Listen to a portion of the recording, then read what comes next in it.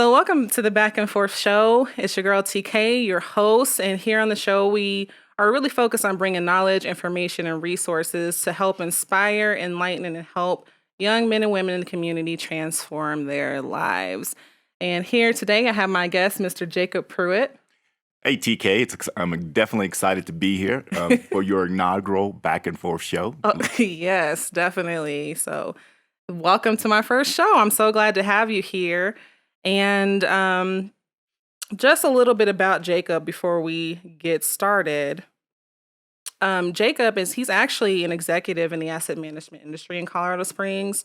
He leads a local team who is responsible for executing, a multi-year strategic plan for the site, which integrates brand awareness, social corporate responsibility, facilities management, and local government relations. Jacob actually has also worked for the Vanguard Group, where he's head of distribution, institutional asset management. He was also responsible for overall business strategy and leadership in the Western region asset management and financial advisory business. Jumping ahead a little bit, Jacob is also a decorated United States Marine, Corps Desert Storm and Shield Ward veteran. That's amazing. Thank you for your service. Yes. Proud to be there. I don't know who this guy you're talking about, though, really. Jacob, he also shares as the chairman of the board of Colorado Springs Chamber of Commerce, the EDC, and the board of governors for the Colorado Springs Chamber of Commerce, the board of directors for Teach the American Colorado, the board of trustees for the University of Colorado Foundation, the board of Colorado Investment Services Coalition. Prior board services included the Boys and Girls Club of America, the Harvest Community Food Bank. And also in his spare time, Jacob is really active with Boy Scouts of America Troop. I didn't know that. Co-authored the Family Goal Planning Guide and Workbook, and he's also completed multiple marathons in Chicago and Cincinnati. I'm just tired hearing that, right? But you make me tired reading that bio. Well, it's impressive, though. There's all this. You've had such an amazing career. There's no denying that. I'm like, I need to work harder, get myself together. I've been blessed with some very unique opportunities, and and just simply, I wanted to make a difference in my community. So leaning in is important for me. So that's just part of what I do. Awesome. So our topic for today is Black professionals in the corporate world. And I was really excited to have you here for this topic because you have this really robust career and you've been able to make it work. Before we jump in, just a quick icebreaker. What is something that you've learned to do since we've been in quarantine that you didn't know how to do before? A great question. Great question. Well, quarantine has been kind of unique for me because I have 5 boys. So we've been quarantined in some very unique ways. But one thing I have learned is that this time is giving me an opportunity to spend time with my family, really to, I think, rediscover myself. One of the things that I've done during this time frame has been getting outside, enjoying the outdoors here in Colorado Springs, obviously a beautiful area. So I've been riding bicycles, right? I've got a mountain bike, a really nice mountain bike, and I've done the trails. I've been on the Santa Fe trails and just exploring the beauty of Colorado Springs. So it's been good. Amazing. And staying in shape, which I need to do. Oh, you gave a nice answer. I was going to say I learned how to wax my eyebrows by myself. Oh, my goodness. Speaking of bikes, I don't even think I remember how to ride a bike for real. Really? Yeah. Well, we got to get you out and get you back on the bike, right? I tried. It's embarrassing. The whole thought is once you get on and once you ride, you always know how to ride. No, you don't. Yes, you do. I tried. You do. I tried. We'll put some training wheels on. How about that? Oh, it's too late for me. It's too late. Come on, TK. All right. So jumping back into the topic here, Black professionals in the corporate world. So, why do you think this is a relevant topic in our community? I think this is a very unique topic in our community because Colorado Springs, obviously the community is comprised of a lot of different sectors, and business drives a lot of the decision-making here in Colorado Springs, and it's important that we have a strong presence here. And what I've noticed is that, from a city perspective, from a county perspective, they listen to the business. They listen to business executives. So we as people of color have to play a role, and we have to be at the table. So I think there's an opportunity for people like ourselves to continue to grow and to continue to lean in and to let the broader community know we have the skill sets, we have the professional expertise, to not only drive our own individual businesses and corporations, but we have also have an opportunity to help move this city forward. So I think it's important that people know we're here, and we have the opportunity to have an influence in the city. Mhm. Yeah, and I think it's a relevant topic too, because more now than ever, a lot of black or diverse, people that are going into the corporate industry, they're first generation corporate workers.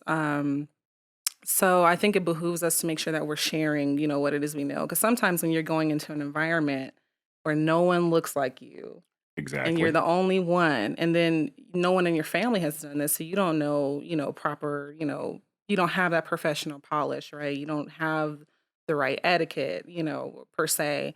And then also just how to connect and make things happen in your own career. I think that's a Absolutely. challenge when you are coming into this the first time. So why don't you just start by telling me, working in the corporate industry, what are some, odds, politics, or maybe some obstacles that you faced early in your career? Well, TK, in order for me to give you context, let me give you a little bit about my background. I Hmm. think that's important. I grew up in a little small town in West Tennessee, the youngest of 13 kids. On a 13. Whew. 13, yeah. Lucky 13. I'm lucky 13, right? Are you the last of the 13 or the beginning? I'm the last, Oh, you're the youngest baby. of the Oh 13. goodness. Yeah. So, Okay. there was a lot of give and take for me at a young age Uh-huh. in getting what I needed to survive in a house Hmm. of 13. Um, but one of the things I would offer up is that I think it gave me, I grew up on a farm, a little small farm in West Tennessee.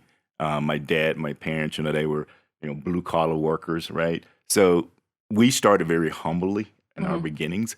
And that statistically, I probably shouldn't be in the space that I am today, Hmm. right? But in spite of, Hmm. right? And in spite of all of the obstacles and things that came in front of me, I think hard work, the idea that I wanted to do better, I Hmm. wanted to make an impact, and I wanted an opportunity to show the world that people of color who come from humble beginnings can make a difference, right? And Hmm. land somewhere. Hmm. So as I make my journey through corporate America, I started, right out of college, had an opportunity to go to New York City, spend time on Wall Street, get an opportunity to really learn the financial service industry. And I didn't get there just by accident. I had a really good mentor early on in my career who gave me an opportunity, who brought me forth, gave me an opportunity to really understand the financial services industry, Hmm. and and it helped me advance my career. Now, along the way, there were obstacles that I faced. Right, being a young black man, I'm tall. I'm 6'4", 6'3", 6'4", dark, handsome, all Hmm. those great things. Right, but a lot of times when I would walk Uh-huh. into meetings or experiences with clients, they would see my exterior, right? And they would think that, oh, well, what are you here to do? Are you an athlete, or are you here to, you know, help clean the room? There were all Mhm, these perceptions about a black male and coming into a corporate setting and being working with clients or engaging with clients. There was always these obstacles that I needed to face. And the first thing I needed to do is really let them know that I had the expertise, right? mhm, So once they got past my exterior experiences and feel and look, I was able to explain to them I knew the financial services industry.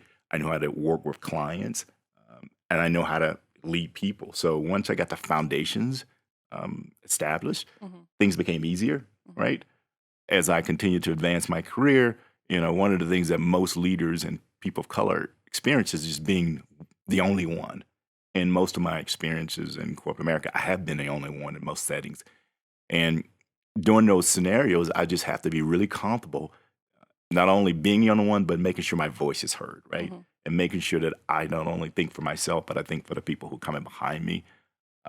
So, in spite of, I've been able to have some level of success, mhm, and it's not an easy road, but I think for individuals who want to, you know, drive this path and walk this take this journey, you have to be confident in mhm, yourself and your skills, and you have to just make sure that your voice is being heard, and you have to also there's some support and some mentoring that comes around along the way as well. mhm, mhm.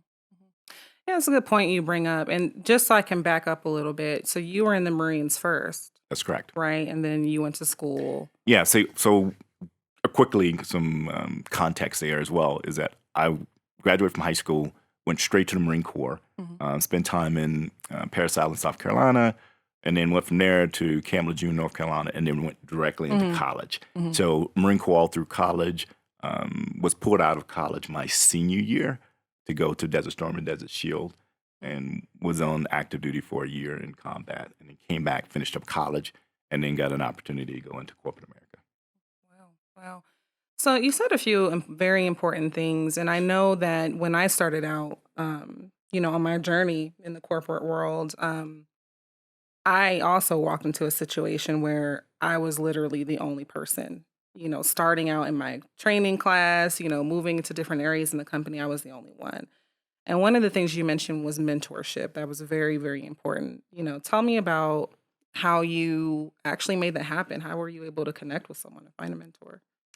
Well, a couple things. Let's be very clear. There's a difference between mentorship and I knew sponsorship. you were going to say I that. needed to make sure there's clarity around that because they're two different functions, right? Mhm. A mentor is someone that you can loosely establish a relationship, and a mentor will act as someone who could give you guidance, help you move through an organization, help you figure out the basics of a corporate America or any experience, right? A mentor is someone who's going to work with you throughout your career. Um, a sponsor is different. A sponsor is someone who's going to be your advocate when you're not in a room, when there's a new job or assignment or an opportunity to advance your career. That sponsor is speaking on your behalf. Mhm. So people need to understand mentor sponsorship, right?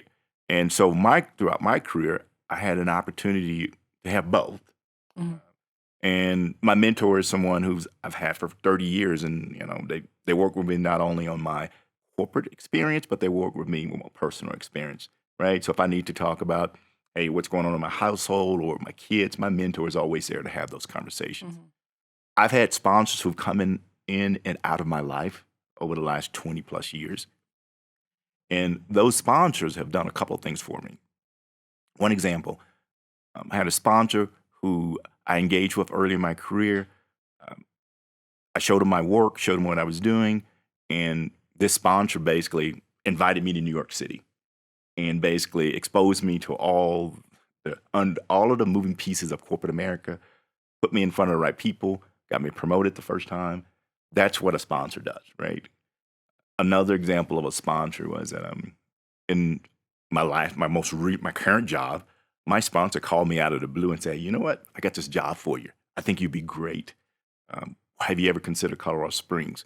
Not only did my sponsor tell me about the job, but they helped me negotiate the package to come into the firm. Mhm. So that's what a sponsor does. Mhm. And so as you move throughout your career, your mentor you may choose, but a sponsor chooses you. Mhm. Mhm. That is so true.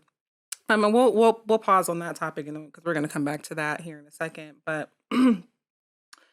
I think for a lot of people that are, kind of at the bottom and they're starting out, for the very first time, going back to that, no one looks like me. There's no diversity here.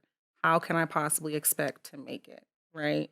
And so I think that challenge, just initially getting in the door, sometimes can discourage people from staying and continuing to move forward. And I know this is a challenge you face. I face that challenge. What are some things that you did to overcome that and, continuing to stay engaged? Yeah. Uh, Great question. I think there are a couple things that you can do. I think when someone comes inside an organization and they're brand new and they're trying to get their foundation and their footing and they're trying to find their place, I think first you need to make sure that you're excellent at what you're doing, right? Mhm. You got to be good at your job. You got to do probably, in most cases for us, we got to do twice Mhm. as much, right? And Mhm. we got to show up. We got to show up on time. We got to be prepared, right? We got to prepare ourselves not only for the current opportunity, but we have to prepare ourselves for the next opportunity, Right. right? Right.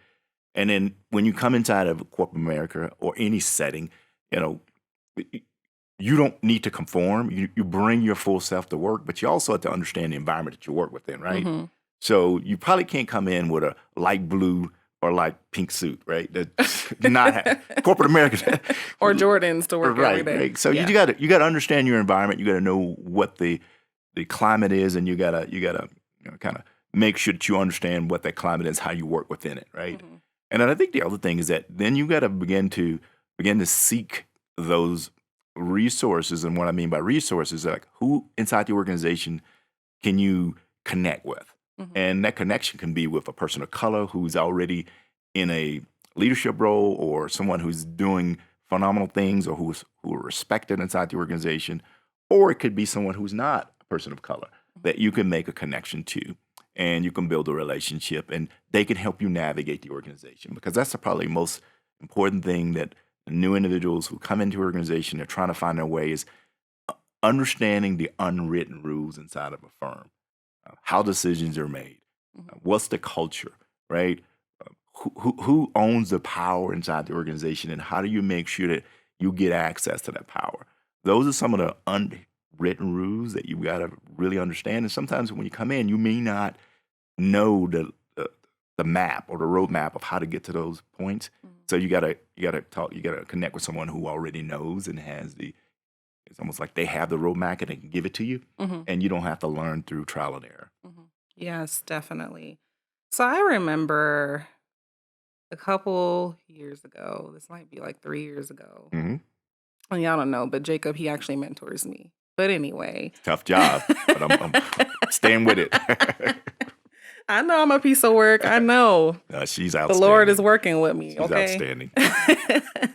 So I was actually going through a leadership program at that time. And I think just before that, we started to meet. And you told me, so TK, tell me about yourself. So then I started going on my whole like career spiel about how long I'd been there. You're like, that is not what I asked you for. And I said, Yes. oh, you're like, tell me about you. I'm like, I was born in Colorado Springs. You're like, no, no, let me tell you a story.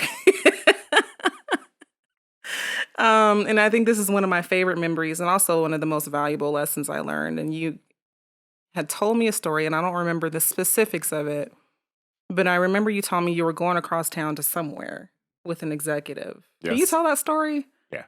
So you want me to tell it, Yeah, I sir? want you to, because, I don't remember the details. I'm going to be all over the place. TK's putting me on the spot here. No, no. I think the point that I was trying to get across to TK as we met early on was, tell me about you, right? And Hmm. what I mean by you, what's your brand, right? Who is TK? People don't want to know the typical, well, I grew up here, I did this, or here's all of my bio, I'm reading my bio. They want to know about you as a person. Hmm. And the story goes as such. I had an opportunity after a meeting, and with our CEO, I did an introduction for him in a fireside chat. And he said, Jacob, you want to ride to our corporate headquarters? And that was probably about 10 miles away. And he said, I got a car here. Why don't you ride with me? Hmm. So I had 10 minutes with our CEO. And in that 10 minutes, I needed to make sure he knew who I was. And he didn't want to know what department or what function I worked for in the firm. He wanted to know about me as a person, right? So it was more around me explaining to him, a little bit about kind of where I grew up, but also things that drive me, my career aspirations, a little bit about my family, because he needed to know the full Jacob Pruitt versus the resume of Jacob Pruitt. It was a really engaging conversation. I really learned a lot about him, kind of things how he got to where he was, Hmm. and also just his vision for the firm, Hmm. right? So what I would offer to you is that anytime you may not know when, where, or how, but you're gonna have that moment, and it Hmm. may be with a CEO, it may be with a senior executive, maybe with somebody, maybe with the president, right? And you're gonna have those 1 to 2 minutes. What's your story? Hmm. So what is your story, and how you tell that story in a compelling way that someone can walk away and say, I know this person. Hmm. So that our CEO now, when he sees me, he asks me about my kids. He knows my military, so he knows me as a person Hmm. versus as one of the 8,000 individuals here inside of the firm that we work for. So Yeah, and again, that's definitely one of the most valuable lessons to this day that I feel like I continue to use over and over again. So I remember when we had that discussion, I kind of realized, an opportunity could literally be anywhere. And it may not be no full blown, hour long interview. It could literally be I'm stuck in an elevator with someone for like 5 minutes and I just need to give this quick little thing. But so when I took that back and, I really dug into it to understand, okay, well, what is it about myself that I want people to know, right? Um, I took that like several steps for further. I actually went to So what do you want people to know, TK? what do I You want people to you know? on the mic. No, this ain't about me. But I want to share like what I did though, because it Okay, might come help on. someone. But I actually, It's you're, my interview now. I'm taking over. you were not taking over this interview. But what I did is I actually went back to my family and friends and people who knew me, just even outside of work, um, from their perspective to find out, okay, what are strengths and weaknesses that they perceive? And I found out so much stuff that I wasn't even aware of, like good stuff, but then also bad stuff. Like I can Yeah. be aggressive, but that can also be a good thing, but it can also be a bad thing. And sometimes I have to be aware of that stuff. Um, but then along with the strengths and the weaknesses, what are my values? Like who am I at the end of the day? Because there's going to be some opportunities that come across the table that, I realize, and this is for anybody, it just may not align with your values and you need to be prepared to stick with that too.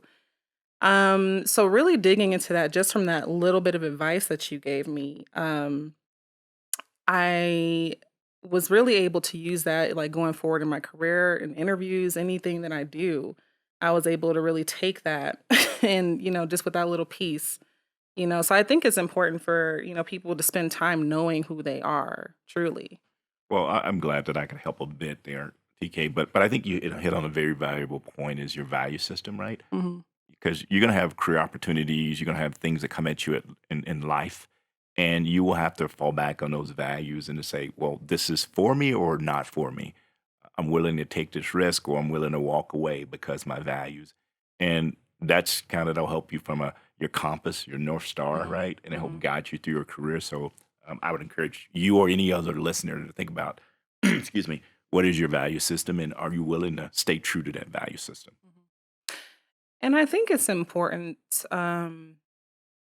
just to know these things, right? Just because, regardless of what nobody says, it's political in the Yeah. corporate world. It's very, very political. And so it's very important that, as individuals move forward in their career, right, that they're owning their story. So one thing someone told me, it might have been you, might have been someone else. I don't know. I'll be talking to people. Okay. But someone told me that if I don't tell my story and I'm not sharing all this information, then someone else is going to tell it for me, and it may not be the right thing, right? That's so true.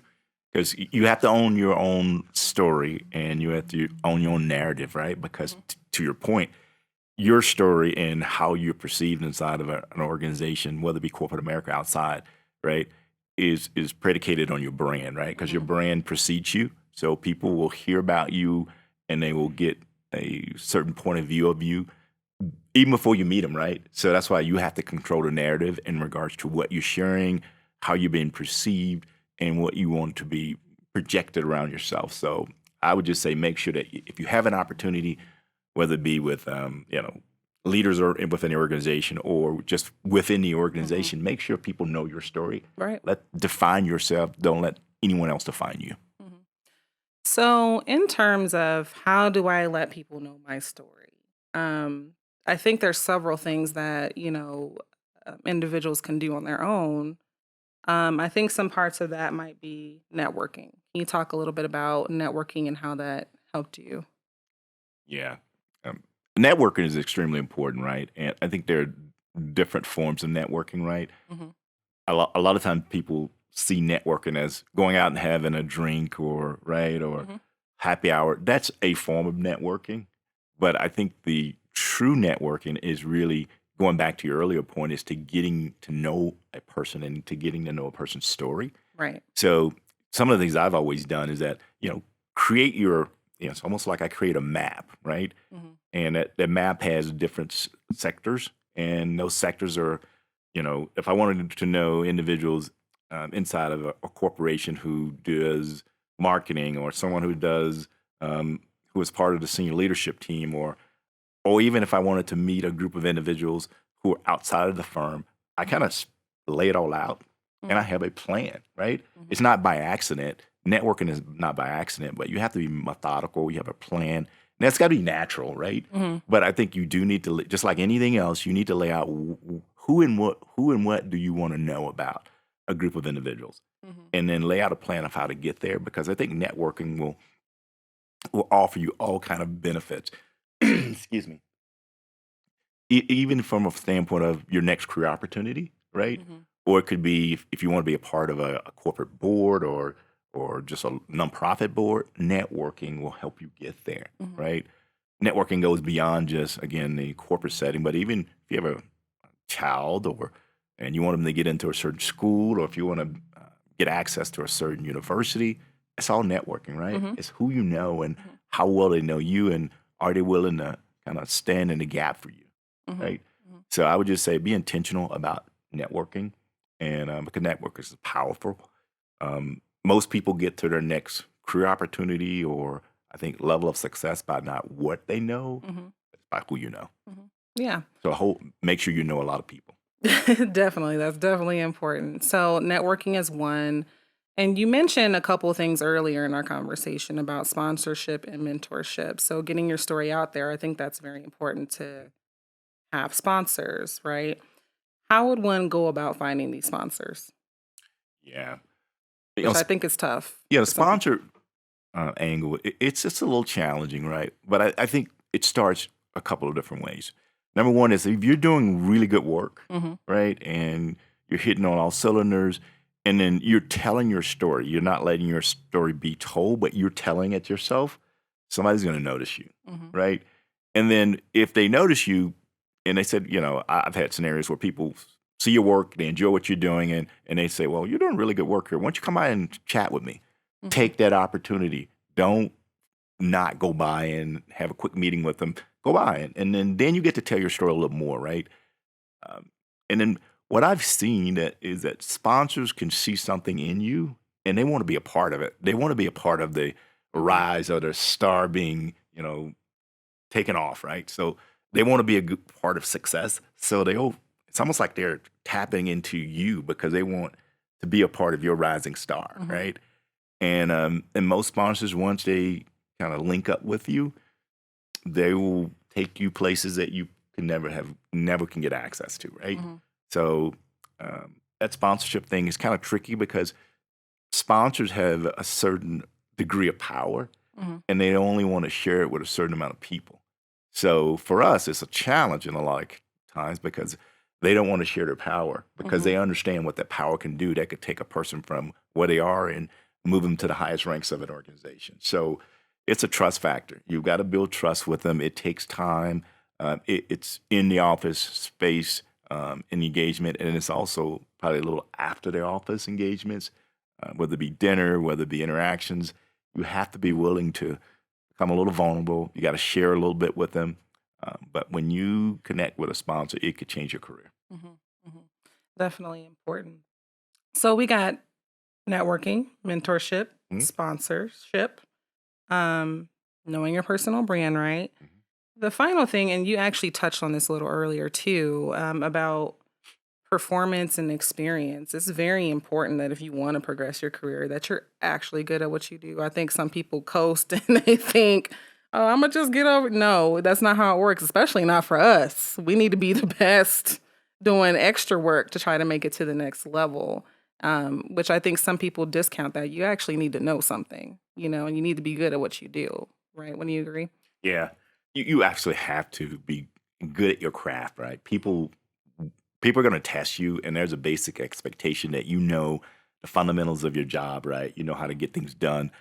But for people of color, we have to be, I'd say, exceptional at what we do, right? Hmm. That means that you got to come in and put the work in 8 to 5, and that means that you probably gonna have to work later than 8 to 5. That means you got to probably work from 5 to 10 sometimes to Hmm. really get it done and be prepared, and then you got to do a little work after hours, right? Hmm. And then I think you got to also know the marketplace, so you got to go out and understand the industry that you're working in, Hmm. and a lot of that is getting engaged in industry conferences, getting engaged in opportunities to just hear what the broader marketplace is doing. Hmm. So for us, we have to make sure we're on top of our game at all times. And And one of the things I would say is that we also have to make sure we're helping each other, because a lot of times we will look at one individual and say they're doing well, and instinctively we want to pull them down, right? But Mm-hmm. I think we as a group of individuals have to be willing to work together, help bring each other up. If one person is having a challenge, being willing to lean in and help them out, get past the hurdle that they're working on, and then setting the stage for the next tranche of individuals, the youth or the individuals who want to be a part of this industry, right? Mm-hmm. Help bring them forward. So performance is key, Mm-hmm. and a lot of times performance is simply preparation, hard work, and being ready to take on a new challenge. So if you got those three things in place, you're gonna be okay. Mm-hmm. And it's funny, you jumped all over my next point. I got you. I got you. But, I do think it's very, very important, especially since there's so few of us in the corporate industry, right? That we reach back and that we pull someone up with us. And there's actually this quote, and I forgot to bring it up before, and this is one of my all-time favorite quotes. Um, and it's from Indra Nooyi. You remember? Are you familiar with her? She was the former CEO of Pepsi. Oh yeah, Yeah, absolutely. and so she said this. She said, "Please help others rise. Greatness comes not from a position, but from helping build the future. We have an obligation to pull others up." That's, And that's, so, that's powerful. isn't it though? That's powerful. I'll be reading. Yeah. But so you reached back, you pulled me up, and so, I in turn, I don't care how busy I am, I'm gonna find someone to go and help.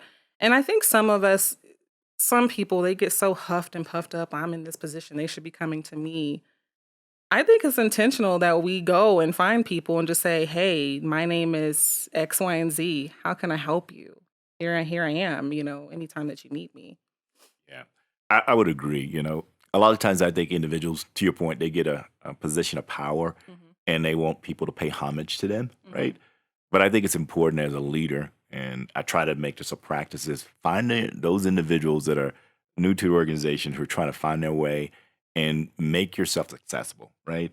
Because that could change a person's career by Mhm. you being accessible, spending time with them, letting them know, hey, you can do this, right? Here are just a few small things you need to be aware of Mhm. to help you enhance your career. So that's so important is that you've got to be the bridge builder, right? You got Mhm. to go back and you got to help bring the young, the new, the inexperienced through the organization. Because somebody did for me, Mhm. right? I, Mhm. I, I just fondly remember being in a similar scenario early in my career where someone gave me an opportunity and told me, you know what? You probably should think about these things, and why don't you try this? Change the trajectory of my, Mhm. my career. Mhm. Yeah, I think that's very important. I also think, and this just came to me just now, that it's important to speak up too, right? When we see something happening to another associate, why are you, what are you saying? Why are you treating them that way? Being able to just kind of own that and not being afraid. Cause I think that's easy to be, complacent when we're the only ones and we're trying to make ourselves fit into this box. You know what I'm saying? Yeah, that's a great one. Because a lot of times people's like, well, it's not happening to me, so let me not say anything, Mhm. which is Mhm. a disservice, right? Right. So when you see something or you see someone experiencing, whether it be racism or being treated inappropriately, you should say something. Right. And I would take it a little further than that. When you get in a scenario where you're beginning to have some level of influence, you get at the table, you've got to use your voice. You Mhm. cannot be at the table and say, Right. I'm here, I'm so happy, I'm just going to be at the table. Mhm. Well, that's a disservice to all of the individuals who are trying to strive to get to where you are. Mhm. If you don't say something, if you don't express what the challenges are for individuals who are trying to come behind you, or if you just don't let people know what you're thinking, let them know your thought process, let them know that you have a point of view, and not only from a point of view perspective, but let them know that you're thinking strategically around the firm and the employees within that organization, because Mhm. people, they want to hear what you have to say, and if you don't open your mouth and lean in, then I think we miss an opportunity. Mhm. Yep, definitely. Work together, not against each other, Absolutely. for sure. So, As we kind of wrap things up here a little bit, and I really hope that, all the listeners that you or guys are learning something, that you really take something away from this. But Jacob, what would be the main takeaway from this discussion today? Well, I think the main takeaway from this discussion is simply put, is that we all face challenges as we move throughout our career. Individuals don't do it by themselves. I don't care if you're a person of color, non-color. No one gets to a point of power or influence or success in their life without a group of individuals working around them. And I always say you need a board of directors, right? Hmm. You need a group of people who can be your sounding board. You need someone who's thinking about you inside of a room when you're not there. You need individuals who can support you morally, physically, right, on a day-to-day basis. And this is a marathon, right? It's a journey that you have to take. There are going to be ups and downs. There are going to be twists, but don't get discouraged. And I think a lot of times individuals in our industry, they get discouraged because they run into roadblocks. I'm a firm believer that you should always be prepared, keep pushing. And if a wall or glass is above you, around you, you got to break through it. And sometimes you got to break through it inside your organization. You got to go somewhere else where you can get what you need, right? Don't sit and wait. I'm a firm believer, don't sit and wait. We're a group of individuals who have a certain skill set. We have certain expertise, and we have power within our ranks and within our race as a group of people. So I would encourage you to just go out and push the envelope, right? And Did you say envelope? I did. Oh. See, you that Southern draw comes, but keep pushing. I'm not gonna even try to say a word again. Just keep pushing. Absolutely, just keep pushing, and just make sure that you don't give up, because that's what I think a lot of people are looking for. They're looking for you to give up, and when you give up and then you move out, right, then that's one less person that they have to deal with. So those are just some thoughts. Yeah, definitely. Well, thank you, Jacob. I really appreciate it. Just a last closing thought. I'm a God-fearing woman, and I also feel and believe that, anything that we do career-wise, promotion comes from the Lord, not from ourselves, and that we need to make sure Amen. that we're praying, about what our next move should be. So I did want to close with a quick scripture, and this will be Psalm 75, 5-7. I want you guys to read this, study it, meditate it, let it soak in. And it says, lift not your horn on high, speak not with a stiff neck, for promotion cometh neither from the east, not from the west, nor from the south. But God is the judge. He putteth down one and setteth up the other, or another. All right. All right. Well, thank you guys. Outstanding. Yeah. Thank you guys so much for joining. Jacob, thank you so much for coming today. I thank you for really inviting me. appreciate you making the time. And I'm going to cry. This is my first episode. And I would just say, TK, outstanding job. All the success in the world. I know this is your first endeavor in this space, but I know you'll do great work. Oh, thank you so much. Well, guys, we're about to wrap up, but if you can and you like what you heard, you learned something, go ahead and hit that like button. Please subscribe. You can follow me on social media, Instagram, and Facebook, Twitter. You can hit me on TikTok. Twitter, but no, not TikTok. I don't know nothing about that. I have Twitter, just so you know, I'm still learning how to use Twitter, but you can hit me on there if you want to. And that's going to be at Back and Forth TV. If you'd like to become a guest on the show or a sponsor, you can head to backandforthtv.com and I will get you taken care of. But until then, you guys all have a nice week and I'll see you next time.